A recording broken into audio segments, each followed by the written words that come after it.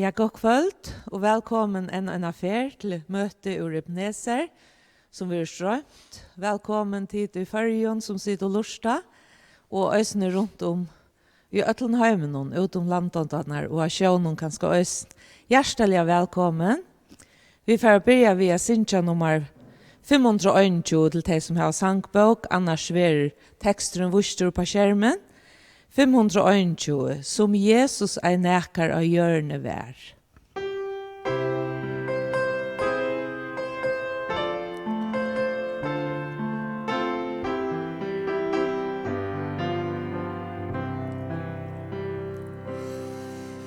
Som Jesus nekar av hjørne vær, som mildur vær ånden som han.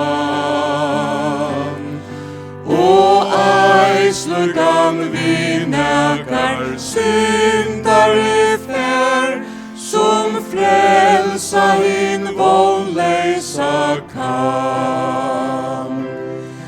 Han offra vil at renna så blå, han offra alt fire med. Han strøtte vi ulven og segrande stå, han strøtte og sparte ei seg, men offra alt fire med. Av sånn og ein frelsare, Jesus nær han kjente til meg var ui.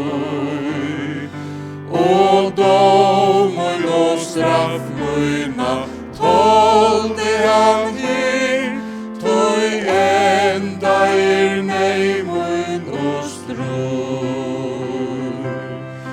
Han offra vil at renna så blå, han offra alt fire med. Han strøtte ved ulven og stegrande stå, han strøtte og sparte ei seg, men offra alt fire med. Tui vi klette nu kvøldið han møy friur ui dag. Og her vi himmelen tryggur skjall nå, tann sted som un trygg vevur seg.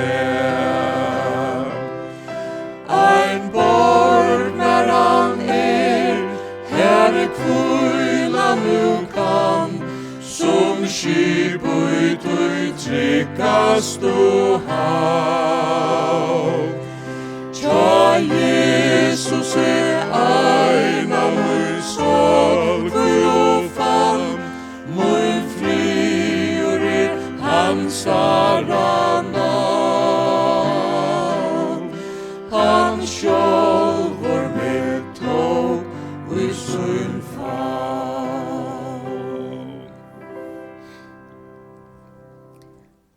Ja, vi skulle be sammen.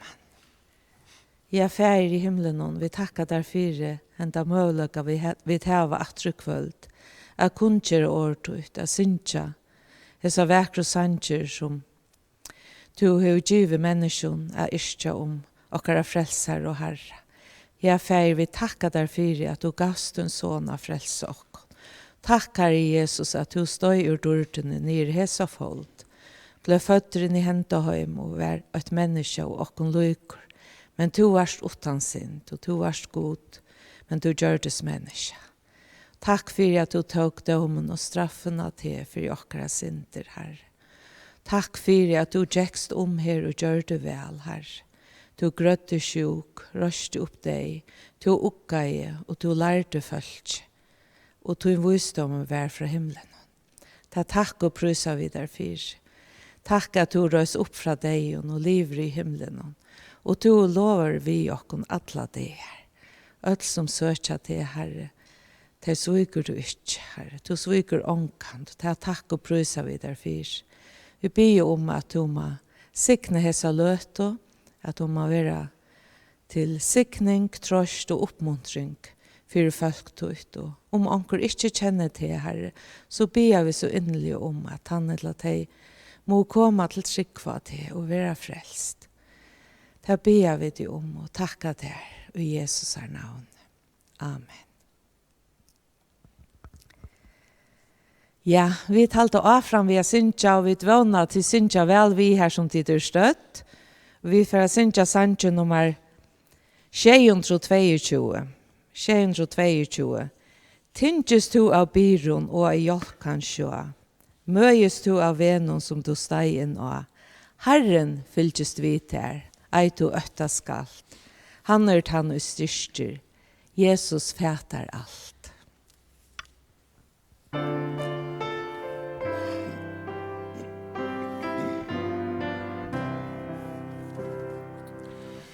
Tinges du av byron og av hjelp kan sjå. Møjes du av venon som du steg inn av. Herren fylgjest vid her, ei du øtta skall. Han tann og styrster, Jesus fætar alt. Ja, han fætar alt, han vil leia til. Kallar etter ter, kvulti tja mer. Atla tuina fram tui, trygg du letja skalt. Ui hans karlaks hendur, Jesus fætar alt. Kvörja bire som du best han tega vil. Han dyrur vinur at færa til. Sars du ångan utved at mist og kall. Missa imot du vinur, Jesus fætar alt. Ja, han fætar alt, han vil leia til. Kallar etter ter, kvulti tja mer. Atla tuina fram tui, trygg du letja skalt. Ui hans karlaks hendur, Jesus fætar alt. Ta der frasting møter Jesus hjelpa kan. Løsens mong og gator løyser eina han. Kvært du enn kan bresta, til hans ord til halt. Aldri måst du ivas, Jesus fætar alt. Ja, han fætar alt, han vil leia til. Kallar etter ter, kvulti tja mer. Atla tuina fram tui, trygg du letja skall. Ui hans karlaks hendur, Jesus fætar alt. Trøtta sal han kallar, kom og kvul til her. Tidjes stundum først best hans leid tå Legg du saligt ta vald, oi hans svärd och händer, Jesus fätar allt. Ja, han fätar allt, han vill leja till, kallar efter tär, kvult det här tja mer. Alla tuna framtur, trygg du lägga skall, oi hans kärleks händer, Jesus fätar allt. Nu får vi ta höra en solo, och det är från Bartinskär. Han får synja sanje nummer 114, av Nazarets gøton en smadrongur Jack. Sint frujur Jack, ja sint frujur Jack, av Nazarets gøton han sint frujur Jack. At han har høyra vid Sámal Mikkelsen tala.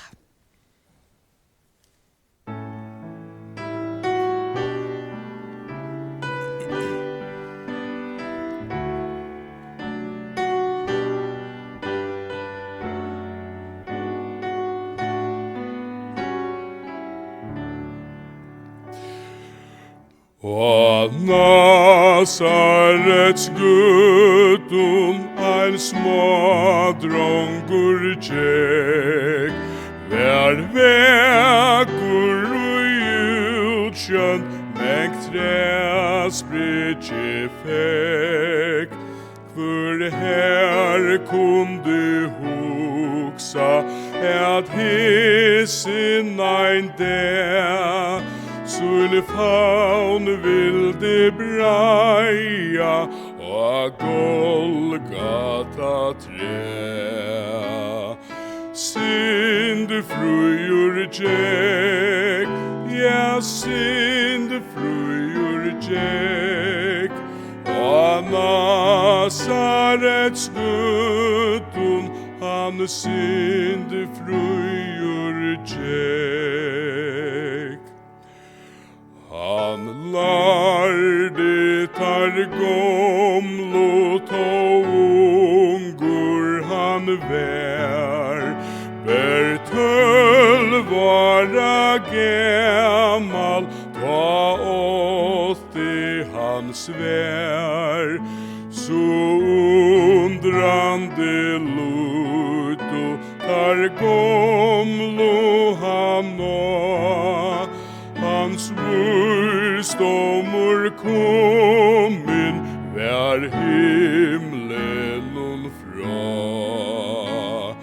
Syndefrujur Jack, ja syndefrujur Jack, og Nazarets gøton han syndefrujur Jack.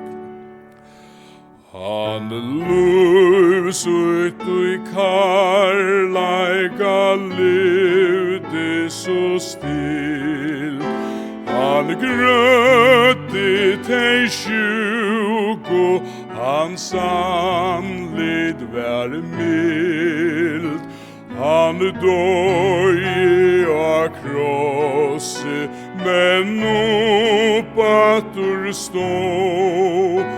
Nu virrur tan frälstor som tror av hans blå. Syndefrujur Jack, ja syndefrujur Jack, og Nazarets gøton han syndefrujur Jack.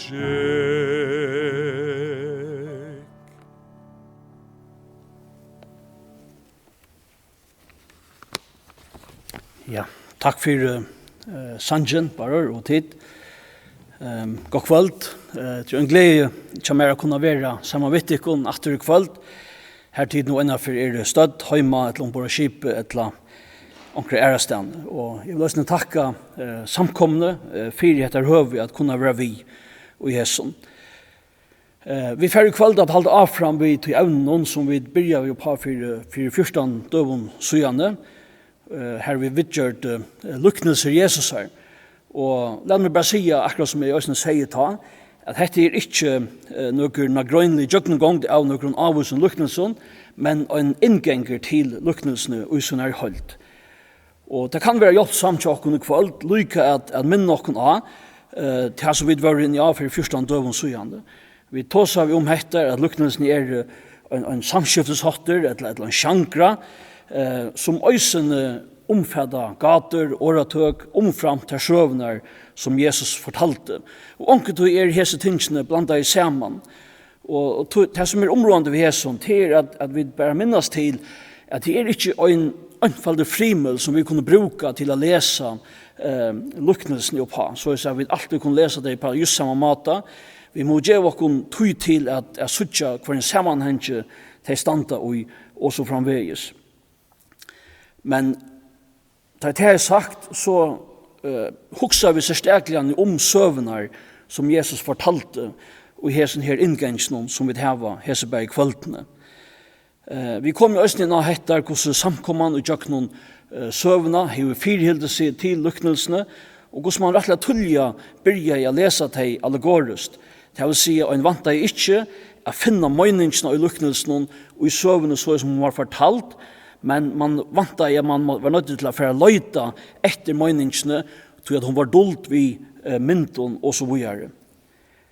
Så gjerne tåsa vi da synder om hettar at vi nødgjør tog, så har godføringar og bibelgranskere som gjørst opp i henda matan at lesa líknilsene på, og sagt at nei, faktisk ligger tøtningren ui líknilsene just så løy som det fortalt. At ta i folkene som hørte Jesus fortelle líknilsene, så skilte de hva det var som han sier, og de skilte hvor i bådskaperen var, og det er ikke var tilfellet, ja, men så gjør vi det også at Jesus utleier líknilsene fire lærersvønnen, synen. Og vi tåser om hettar at líknilsene hadde som tar høvesfunksjon, eller som tar endamal, at skapa, eller at løye folk til å komme via en attersfære til den bådskapen som de hørt. At han hatt kunne vi sammenbære líknilsen via en krønike, tar vi høyre en krønike, ja, men hvis vi får flenna, ja, men så det tog jeg vid her var skiltene. Og til jeg synes det samme vi líknilsen, at tar vi det var skilte, ja, men så løye det til et attersfære. Anten teka vi det Møti bådskap Jesusar, og vi trykva tog som Jesus fortalte, og vi får fylke honom, etla velja vi at vreka til som Jesus fortalt. Det som vi skulle bruka tøyna tjokken til i kveld, det særlig at hitje at avvoksnen av arbeidene til Juliskjær, Dodd og Jeremia, som vi også nevnte for de første døven søjane. Og det særlig 2 ting vi skulle husa noen om. Det fyrre kvite i tøtninger med tjokken skilja samtidig sammenhengen som líknilsene var fortalt i. Og det 17. Det at vi får grunna oss iver den godfrøyelige sammenhengen som Jesus lærte avhører sønner da han fortalte líknilsene. Så la dere bare byrja ved å spyrja hvor hever samtidig sammenhengen tøtning? Hvor det områdende til okken at skilja sammenhengen som líknilsene var fortalt og fyrir at vi kunne fenga møyningsene vid tøymon. Kunne vi ikke bare teka Bibelene og lesa ur henne, lesa líknilsene og fenga det som Jesus sier? Sverige begge ja og nøy. Jeg trykker vi at ta vi koma til årgod, så líknilsene så alle parster og skriften nega som vi alltid øya koma til og som vi øya lesa, og vi leser da vi noen biande anda om at andegods skal kunne åpenbæra sannløygare og åregods til okken som vi leser åregods. Hette noe som jeg tykker vi galdande for alle parster av skriften. At har vi leser dette året, så har vi til alit av andan at han skal kunne fortelle okken til som stendt. Men ta det sagt, så det kanskje et annet le, eller tvei, som vi kanskje tørva hjelp til. Her vi kanskje skulle hugsa og lyde sin til mer om, akkurat hva det som vi leser, hver sammenhengren, hver folk tog seg Jesus vi, da han fortalte akkurat dette lyknelse. Hvor fortalte Jesus akkurat dette lyknelse? Og det synder av hesen som vi skulle hugsa synder om i kveld. Nå, som sagt, det første som jeg aldri vi skulle gjøre alltid, da vi leser, eller da vi skulle finne til av meningsene, endamalen og villyknelsen, det først og fremst å lese til. Vi tar det for vantan at andre skal tale og gjøre noen skriftene. Men før vi kunne komme så tatt at opprunna tøtningsen som vi behøver tilber, så det viktig til oss at vi vært vi sammenhengene som lyknelsen og en forstand i. Det vil si, hva var det som Jesus tog seg vi? Hva var det som sette spurningen? Så i til døms lyknelsen og miskunnsamma samverjan, så sutja vi hva i sammenhenger vi Og dette her det som Bibelen ofte gjør. Hun forteller oss hva i sammenhenger vi Vi sutja i hessare søvne at en lovkunner kommer, og han sier til Jesus en av spurningen, hva min nast? Og vi sutja så at Jesus han forteller etter lyknelse, og han brøyter dynamikken fra at ja, nasten enta samvergen, men oppa til tutningarmiglar, sier Jesus, det ikke spurninger om hva okkara naste, men hvordan vi nastar? Hvordan vi nastar? Og Jesus sier vi nastar, og på samme måte som samvergen var en naste. Og vi sutja, lukka som vujar etter at Jesus han lukka som forteller at Lukas orsaka forteller okkur at grunden til at det som lovkone kom vi som spurningen det var fyrir at rattvistgjera seg sjálvan. Så vi har en slug dømer her i Bibelen forteller okkur hver i sammanhengen Og det reella viktig til okkur at minnas til. Men omkring så opplever vi at vi har lyknelser som standa og gjør sin imeskon sammanheng. Til dømes kunne vi lesa om den vilsta seien, bæg i Lukas kapitel 15 og til Matteus i kapitel 18. Nå, til Matteus det tydelig at bant fram og undan har Jesus fortalt for falskene at det alvorlig hvis tid i omkron av hvis minste til avstøyd. Om tid i omkron av taimon som vøygutrunne, nudjutrunne, eller hva det nå skal være til avstøyd, det av medelig alvorlig. Og hva henter visse onker og i samkomne for borste? Hva skulle vi så gjøre? Jo, det akkurat som den visse seieren, og vi skulle fære ut og løyde etter taimon, og finne det, og løye det innatter, sier Jesus, og tillegger som tutningren i Matteus. Vi leser akkurat det samme lyknelse i Lukas kapitel 15, men her det tydelige at dette lampe som vilst en mynd av syndarnon, som gonger i myskre utan god, og ta og dette lampe vi funnet, og vi lagt atter, så det sammanbæra vi en syndara som kommer til god, og til glede og himle om hettar. Omkring så sutja vi et øysene at vi et omgang sammenheng få. Og et lyknelse kan gå standa som en parster av en bølge av flere lyknelser og en av evangelien. Og tar det tydninga mye okken hoks om men hva det som evangelisten forteller okken og i hessen her større sammenheng. Og på hva måte hjelper disse lyknelsene at underbygge til argumentet eller til lærerne som evangelisten og en av røyner at fortelle okken.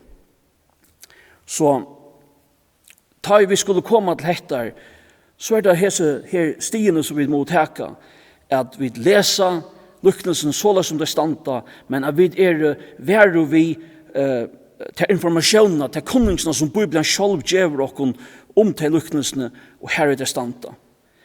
Men utover hettar, så det kanskje et le atret, og vi må vi hukse om, og her kanskje vi ofte nå tørva hjelp. Vi kunne kanskje sammenberda vi at hvis vi må noen ekvelja avmarska av listarlige evnen, stod hukte av denne målningen. Så jeg kanskje kunne virusmett sammansetningen av liton. Jeg kunne kanskje haft øyne eller kjenslig av hvordan stemningen og i som målningen var.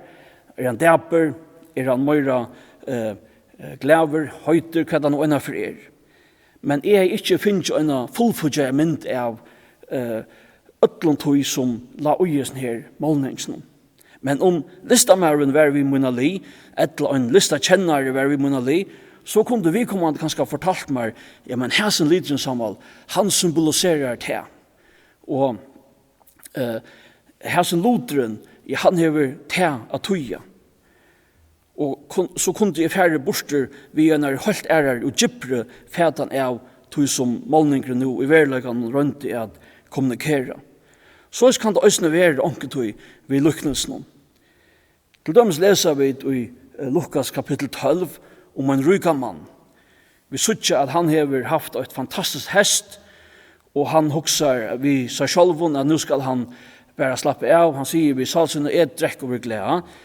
Og vi sier her på at vi kan lese til lykkelsen, og det er tydelig for oss at hese mævren, han teker fremtiden for giv. Han teker dagen og morgen for giv. Han glemmer god, at han glemmer å ha god vi og sin liv og som framveis. Og det er en høvesbådskapen. At han savner seg ikke skatter i himmelen, men han savner seg skatter av jør.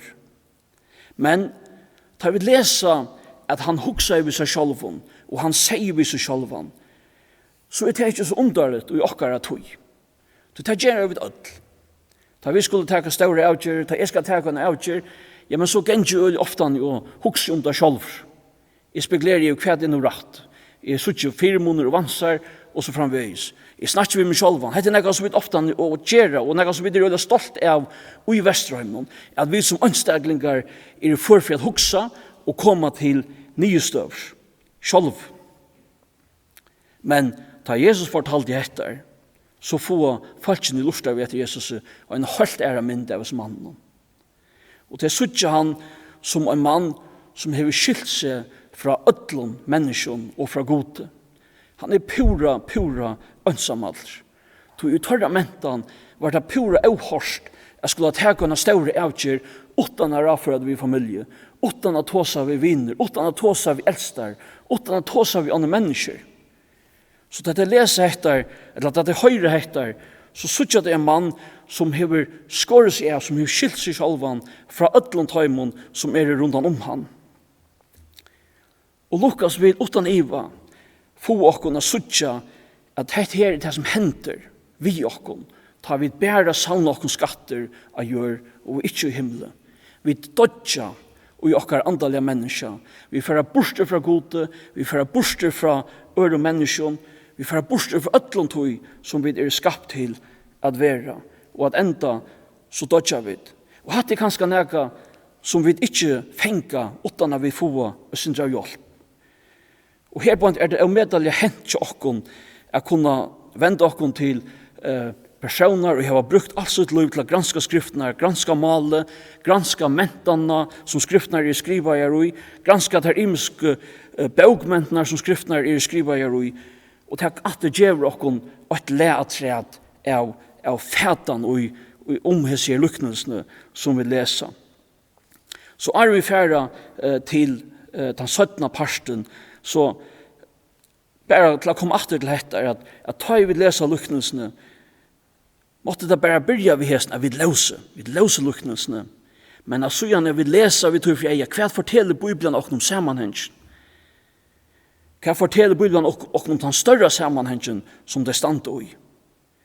Og så gjerne at vi øyne kunne fære og søke kunne hjelp til at tøymon som har granska i hesen og kanskje vite og synte mer enn vi. For vi kunne få en større høldarfædan av just tøy som Jesus fortalte oss.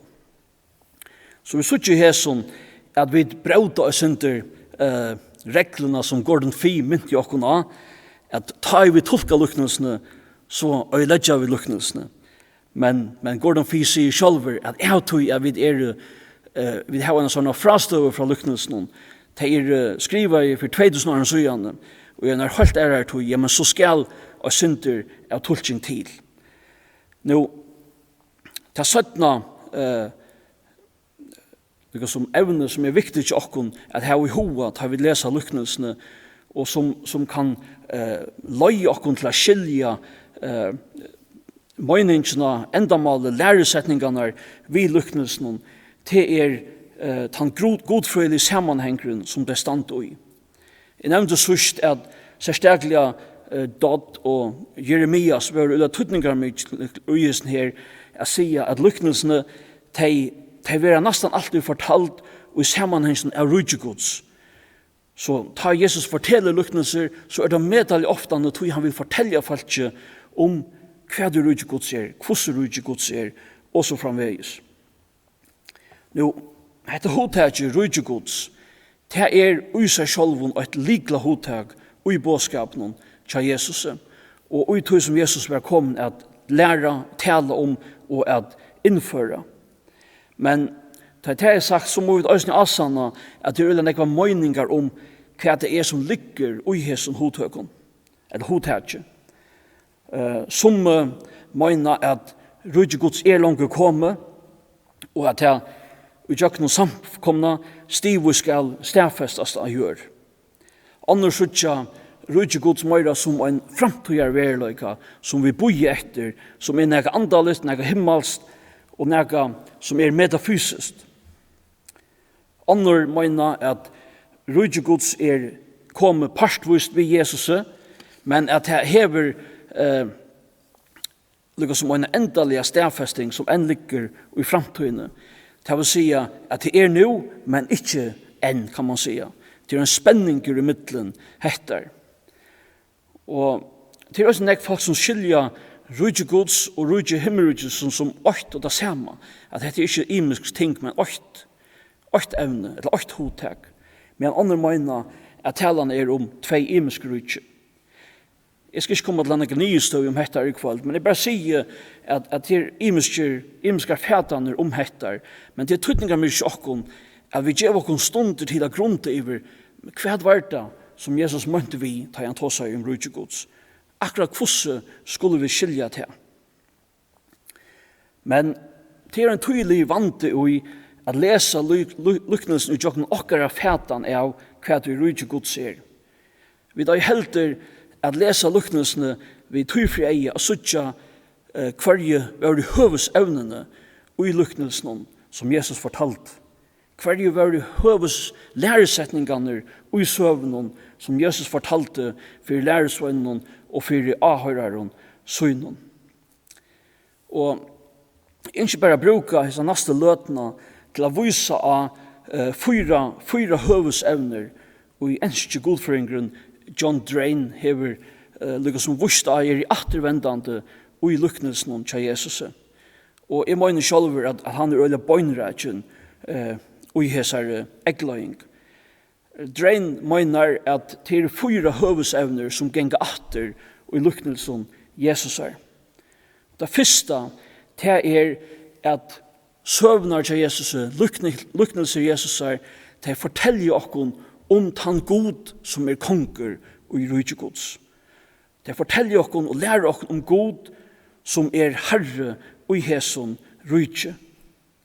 Det neste mener Drain at søvnar lyknelsen til Jesus, det forteller oss om falskene som en parster av rydgjegods. Hvordan det falskene? Hva er det forvant at han falkene? Hvordan er det falskene at livet tar av liv? Og det tredje hvordan samfunnet og i rydgjegods? Hvordan samfunnet i middel mennesker som hører til rydgjegods? Hvordan samfunnet i middel god og til mennesker som hører til rydgjegods? Og det fjerde høvesevne som gonger atter og lyknelsen, det at rydgjegods hever et framtøyar sjønarhånd, hever en framtøyar veriløyka. Så lad dere bare helt stort sige noen fating om hese her fyra høvesevnene, og lad dere bare sige på en av veien at dette er bare en skitsa. Vi får ikke måløyga stunder til å fære ned i dyptene og i hesen, men jeg nevner dette, så dette kan være hjelpsamt til oss, at jeg har i hoa til å lese lyknelsene. Ja, men hva lærer dette meg om god? Hva lærer dette om meg sjølvan som en som parster av rydgjegods? Hva lærer dette meg om det samfunnet som jeg har vi andre folk som i rydgjegods? Hva lærer dette meg om det samfunnet som jeg har vi god? Og hva lærer dette meg om tan verløyga til framtøy som genge og møter som et badengods. Hette noe som vi kanskje alltid kunne heva og i bakhøtten som vi leser lyknelsene, og det gjør oss en sammenheng og hjelper oss kanskje mer konsentrere og suttje hva var det som Jesus tog seg om. Nå, det første som jeg husker hettar, hva forteller det oss om Gud? Hva forteller det oss om den Gud som konger og rydde Guds, den Gud som herre og rydde Guds? Hvis vi husker om Lukas kapittel 15, her vi leser om den borteviste seien, den borteviste drakmona eller peningen, og så gjerne den borteviste sonen. Ja, men så forteller det oss om at Gud en kærleksfull Gud. At Gud en nøyerykke Gud. At Gud til røyer for å løyde etter til øyne viste personen. Han til røyer å gjøre alt for å finne at han mistet peningen atter. Han til røyer å være vannverdig av det borteviste sonen og av det eldre sonen. For å få det atter til søgn. Han fører ut og han løyder etter det borteviste seinen. Han finner han og han løyer han atter til glede og i himmelen. Da borteviste sonen hever vannars fægersøen, han ferdig borste for honom, han liv og et ringt liv og synd, men da han kommer atter, så vil han møtter vi nage og vi kærløyga. Og dette det som vi også kunne tega vi okkon, da vi lesa og sluttlyknelse, at Gud en kærløksfull God, at Gud en nagerygge God, at Gud en God som fyrirgjever okkon, da vi kommer atter til han. Lyknelsen lærer oss om at Gud en gavemilde God. Og i Matteus kapittel 20, her leser vi om arbeidsmennar og i vingærne. Og vi sier hvordan tar arbeidet ime, som arbeidet negv, som arbeidet lute, men hva atler få som løn. Og dette her løyer dere til at huksa om år Paulus her, at du nøye til frelst. Det ikke at du kan sjálf, det ikke av verskon, til gavagods. Frelsan, lønnen, det evige livet noe som Gud gjever. Det noe som Gud gjever til heimen som tryggva. Og ønsken et bedre døme og på hettar enn rånsmauren av krossen. Det var nekar som hever arbeidt så stort og så lite som han. Men han fikk akkurat det samme lønene, akkurat det samme lyfte som en kristen som hever tant god til alt sitt liv. Så gavmilder god. Det lærer oss om omsorgen gods. Det lærer oss også om at god en strenger god, en god som fra døma og som fra veis. Men la dere bare fjære til det neste. Det hettar falskene og rydde gods. Det vil si okkon som tryggva, okkon som har sett okkar alida Jesus, okkon som høyra honom til. Hva forteller det om okkon? Hva lærer vi om okkon sjálvu da vi lesa lyknelsene? Jo, først snur det seg om hvordan vi kommer inn i rydde gods. Jo, vi kommer vi tryggva Jesus, vi kommer vi å sette okkar alida han, men det fører alltid til omvending. Og vi hoksa atter om bortvisa sonen, det var da han gikk ut seg sjálvan, og han sa til at han måtte fære høymater. Da han byrja å genga høymater, da var omvendingen fære fram i hans liv. Da han valgt seg at fære atter til færen. Tog kunde færen teg med utrom, tog kunde færen fyrirgjeva og elska, tog at han kom atter. Omvending en tydningar mykkel bådskaper til Jesus. Venda vi fra syndene og koma til hans herre, se dokkar alid han. Men hvordan kommer vi inn i dette rydtje? Jo, Jesus forteller oss at vi må teke møter som lydelbød. Og etter akkurat da samme søvan, Gud gjever oss hessa frelsene. Gud gjever oss dette livet. Vi kunne ikke gjøre sjølve for å gjøre oss fortjent til dette. Vi kunne teke møter som lydelbød. Men dette her ikke enden. Trygg, omvending, gavan av en evig liv ikke enden, men bare byrjanen til livet og i rydde gods. Jesus forteller oss at vi skulle vera grønarna som knyttar at honom. Det vil säga, hver får vi kraften til å leve okkara liv? Jo, vi får kraften til å leve okkara liv i samfunnet ved Jesus Kristus. Vi får også oppgaver, et kall, gaver fra gode.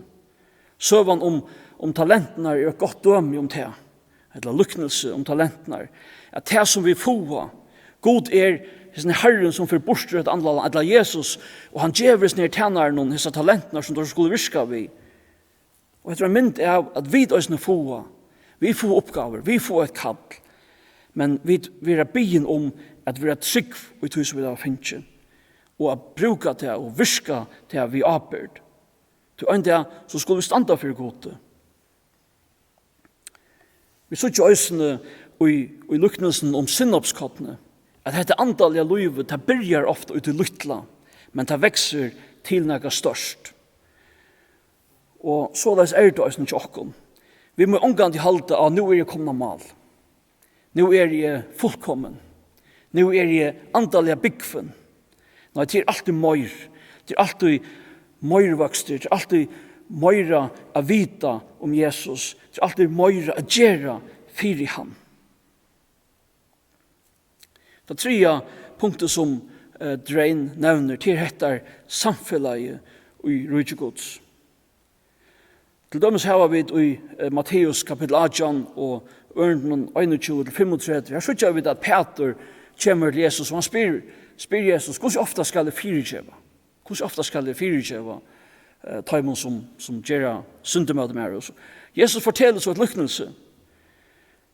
Og poenget til Jesus, læresetningen til Jesus, til at vi skulle alltid fyrirgjøve. Vi skulle bli vi at fyrirgjøve. Og i hesten her kapitlen, eller i hesten her lyknelsen, her endar Jesus ved å si hes i årene, og i årene 35, såleis skal øysen himmelske feir mun gjøre vi tikkun, om tid ikke av hjersta fyrirgjøva, øyne kvar brøver søgnon. Tutningen her tids at vera, såleis som vi er i måte øron, så skal god øysene vera i måte okkon. Og dette her noe som fullt utravi til som Jesus sjálfur byr læresveinar sina gjera, til som han sjálfur byr okkon gjera. Jesus sier at vi skulle tjena kvar en øron, såleis som han tante i okkon. Jesus sier at vi skulle elska kvar annan, såleis som han elskar i okkon. Vi skulle elska god, vi skulle elska okkar nasta. Dette her det purasta sentrala i okkara samfellet som kristen. At vi tjener hver nøren, at vi virar hver annan, at vi elskar hver annan etter fyrdømme Kristusar. Lyknelse om miskunn samverjan et fyrdømme om hettar hvordan jeg en naste? Hvordan jeg en naste? Hovedstøtningen ikke hver min naste, men hvordan jeg en naste? Og samverjan et fyrdømme om det. Og Jesus viser hettar sjálfur i sin løyve. Vi at han fer ut av krossen og dør for okkon, dør for mannattene av Golgata krosset. Det fjorda og søgneste punktet til Drein til hettar framtøyen og rujtjegods. Vi leser til dømes i Matteus kapitel 13 og i Trimon og Imenskon støven her om at det var en dømer. Det var en dømer til at alle mennesker skulle standa fyre gode. Og det var dømer. Vi leser at Jesus skal komme atter brottelig. At vi skulle ikke vite når han kommer, men han skal komme atter brottelig. Vi leser også om at hendan her framtøyen hun vil sammanbåren vi en av varsle, en brittleip, en av gledestøy til taimon som færer inn i rujtjegods og vera til gode og i alle ræver. Og øysene at det vil sammanbåre vi en rævlig tilvære til taimon som ikke tryggva. Så i hesten her 4 punktene halte jeg sjálfur at høvestutningren og i lyknelsen verer båren til okkara. Og det jobbsamt til okkon kanskje at heve her sier fyra tingene og i hoa ta I vil lesa luknelsene. Så fyrir at dreia sin til saman om. Det som vi da tås om hese kvöldene luknelser Jesusar, hva fyrir nye støve skulle vi gjeva okkom? Jo, vi trykker vi at ta vi koma til hese luknelsene, så må vi gjeva det vi eimuglaika. Og grøy iver at det ikke en anfaldig frime som kan hjelpe okna skilja til fullkomlige. Men at ta vi lesa det, ta vi gjeva okkom færum samanhengen det stand i, ta vi leid okkom hjelp, så er vi øysne skilja den søvelige, mentnerlige, sosiale sammenhengen til vi har fortalt i, så kunne vi komme helt nær til opprona tutninge som de høtte for avhørerne til Jesus. Og da vi er kommet her til, så er det veldig viktig til oss at vi øysene doa sier at kvann hatt kunne vi dreia sammenbæringer inn i okkara tog. Det vil si hvordan ser miskunnsam samværen ut i det? Hvordan ser bortevisse soneren ut i det? Så luknelsen har akkurat de samme funksjonene og i akkurat tog som de hadde Jesus her tog. At ta jeg vil fortelle deg, så øya falskene i akkurat samtidig skilja deg. Og det heter øyre løya deg til at jeg kan avgjøre. Vil jeg trykke ved hæsson? Vil jeg gjøre mot liv til etter? Vil jeg fylltja hæsson mannen og Jesus Kristi etla vrætje er hettar. Vi har hesberg kvöldene lust en inngang til hese her luknelsene. Og jeg vevner at det er hjelpsamt og at det er opplysande og at som vi framhaldande for å lese luknelsene og så sjøvner som Jesus fortalte, så kunne vi holde andans hjelp skilja til og at vi vil framhaldande avbjøy av som bådskapen som Jesus hever til okkara og gjøknen hese sjøver. Tog luknelsene var Jesusar hotter at læra folk om frelsena som han var kommet vi. Hendan frelsan som Jesus Kristus kom vi, hon teker så skap og gjørs nir hoteksen som rydgjegods. Her sutja vi en kærleksfotlan god. Her sutja vi at en nøyryker og gavomilde god ræver. Vi sutja at det stender ötlun menneskjon og i båje at få lot i hesson løyve. Det er ungen som utlukkaver. Hetta vil ikke krekva for nøkron. Hetta for öll mennesker. Vi sutja at de som tryggva av Jesus Kristus til omvending, de får et nytt liv som vil liva i kraftheilig andans og i samfellanen ved Jesus Kristus. Hetta nutja livet som vil liva i rydgjegods, det vil liva i samfellag ved god og vi andre mennesker som vi er kattla i at elska og tjena og vi er i orvægen og vi boja og vi virka etter til kattla som vi var kattla i inntil dager Herrens kjemer da Jesus skal komme atter og vi skulle sedas til bors vid honom som frelst i okkon og saman skulle vi njauta til endalige og den endalige og evige avvoksten av at være folkgods og rydgjegods. Som at Herren signes i år til okkara skulle vi bia saman. Himmelske god og feir okkara. Vi takkar der for ditt år. Vi takkar der for den parten av året og innom som vi kallar for luknelser. Takk for Herre Jesus Kristus at du fortalt i hettar såleis at folk skulle skilja hver du varst. Såleis at folk skulle skilja hvordan de kunne få lot i Jesu frelse som du komst vi. Takk for tunna nøye, Herre Jesus. Takk for ditt versk av Golgata krosset. Takk for tunn kærløg at lakkara. Takk for gøsketøyna og i møtrokken. Takk for, Herre Jesus, at vi ditt her, vi tryggva til, kunne få et nytt liv. Hjelp til okkon, Herre, at livet etter liv i samfunnet vi til, og i kraftheilig andans. Hjelp okkon kvann det, at søtja til, og at livet til kattle verdiga som du har kattle okkom vi. Hjelp okkom at elska okkara syskjen. Hjelp okkom at tjena hver nørum. Hjelp okkom at vira hver annan. Til hettar som du har kattle okkom til. Til såleis at heimeren skal kjenne at vi det lærersvenner tøyner. Og hjelp til okkom herre at suttja til framtid som vi genker med ut. Den underfulla fri som bojar okkom. Den rattvise som bojar okkom. Den vekerløyga som bojar okkom. Den evige liv som bojar okkom. Heima tjatt her. Vi rydger tøynen. Her god skal være alt i øtlån. Og vi skulle være folktøyt. Herre signa til okkom, ver til tja okkom, her vi der stødd, og vi bia for landet og folket, vi bia for okkara politiske myndløygon, helsemyndløygon, at du framhaldande er vittheimun, djeveteimun bostad, og nå til å tega rattar avkjører, og vi øtlånteimun som røkt av korona, var vei til å styrk til og halt til håndtøyna i brokken, og vi tøyna folket, her teier stødd, hjelp til okkom, at vera teg som du vil kalla okkom til. Ta be vi sunnarlig om, og Jesu navnet. Amen.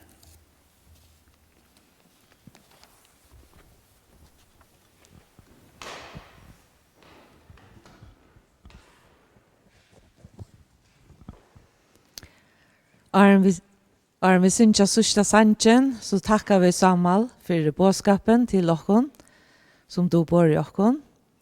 Vi takkar bare for soloina og takka teknikeren og ødlund spelare og sangaren at det gjør smøvlet at nettverpet av Møti apríl. Om Herren boja vi koma og så meningen at atlandet har møte etter sunnumorgen kl. 11 som vi strømt herfra og sundagsskola kl. 12. Og ungdomsmøter øysene, her strømmet det øysene. Til så i anna kveld kl. 8, men alt dette kunne dykne om heimasund kjøp ebenezer.fo og øysen om ånder tiltøk være et la brøydingar. Vi tverre enda via Sinja Sanje nummer 820, mer halda herrans hendur ta dimme latter av. Sinje vel vi.